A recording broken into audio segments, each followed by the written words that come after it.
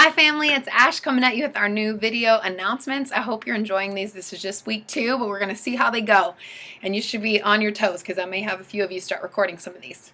Thank you so much for the outreach this weekend. I heard it went phenomenal, and I'm so excited to see what God has for us in Tijuana just in a matter of weeks. I know it's going to be a powerful outreach, and I look forward to hearing the testimonies.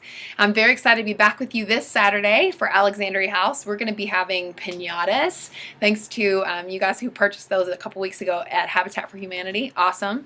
And we're going to be doing an egg dyeing station. We're going to host lunch for them, and we're also going to do an Easter egg hunt for all the kids in the neighborhood. It's basically going to be 45 kids and families, so I'm excited about the opportunity to invite them to church and just to be able to love on them. And also, just don't forget about Easter this Sunday, 9, 11, and 1 at the Saban Theater just down the street from Oasis. And then we've been talking in our leadership meetings about launching a couple of different things, connect groups through, outreach through connect groups in the fall. I'm really looking forward to this opportunity, and we're going to be hosting our very first Vision Lunch on May 14th. So gear up for that if you're planning on being on the schedule that day. So May 14th, we're going to launch that out to the people in social justice. We'll see who shows up. We're going to encourage them about how to do outreach, what it would look like to launch outreach through a connect group, and then also what they would do if they could do anything in our community. And then we're going to do another one in July. It'll either be July 10th or July 17th, which will be Sundays at church, and we're going to open that up church-wide for people to come and hear about social justice. I'm so looking forward to the impact we're going to have in our community this year and in the years to come. So looking forward to that. I'll keep you posted on the dates. The Burkharts and I had a great meeting last week, so we're just looking forward to what's going to come out of this season of ministry. So thank you for everything that you do. So I just want to bring some quick devotional thoughts to you from our Bible reading plan. If you're following along, which I hope you are, we're in John, the book of John in the New Testament, and I'm going to pull some thoughts from John 6. Most of us are aware of all these stories in John 6. I mean, it's when Jesus fed 5,000, when he walked on water, when he told people he's the bread of life, when he decided to tell people the way to heaven is to drink my blood and eat my flesh. So we know that God did some really cool things in the book of John 6. I mean, the chapter of John 6. So I just want to kind of string those thoughts together. I know there's a lot of verses in that particular chapter, but I want to string some thoughts together for you that can help us in ministry.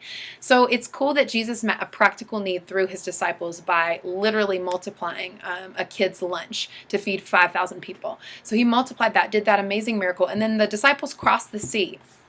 And it says the next day that people woke up, they came down to where the disciples had done the miracle for the 5,000, and they wondered, where did the disciples and Jesus go? So it's interesting that meeting a practical need opened their hearts to be able to receive more from Jesus. And it says that they got into small boats and crossed the sea to meet up with Jesus and the disciples. So they get over there to meet up with them, and then Jesus is able, because of meeting the practical need, to then open their hearts to their spiritual needs, which I think is so amazing of God to do. He opens their heart to spiritual needs. He tells them, I am the bread of life. Like, stop toiling with things that don't actually feed you. The reason you came over here is because you were filled and you were satisfied. He met a practical need and it opened them up to be able to have their spiritual needs met. So he witnesses to them about the power of him as the bread of life, what heaven has sent down for them to be able to receive for that season of life and for us in this season of life.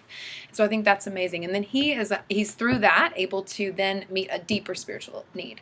So for those who are ready for next level discipleship, he begins to tell them, like, hey, I want you to eat my flesh and drink my blood. Like, that is the way to receive what heaven is doing in this time. Like, can you even imagine? We just did communion yesterday at church. So it's not like they had these cute little plastic cups full of grape juice and a little cracker. Like, he was literally saying, eat my flesh and drink my blood. Like, this is crazy talk back then. And so I just think that's really cool that all of that started with the practical needs. So yes, some people were able to say yes to Christ, and then it says that other people were angry and walked away. But as leaders, in this time in history, and as leaders in our church for community outreach, as ambassadors for Oasis and for Christ out in our community, we have a responsibility to meet people's practical needs, but then to be praying and seeking God about how to meet people's spiritual needs. Meeting a practical need opens people's hearts to know what their deeper spiritual needs are, to hear from heaven about that. And then from there, we're able to actually challenge them and encourage them to go to even deeper levels of spiritual discipleship. So I want to encourage you on your job and in your walk with Christ to go that next level. Use the time that we have to meet practical needs in order to meet a spiritual need and then go the next level with Christ. I'm so proud of you. I'm so proud of our team. Thanks for leading out the way that you do. Keep your eyes on the Word. Keep your eyes fixed on Jesus and see what he has for you and for our team in this season.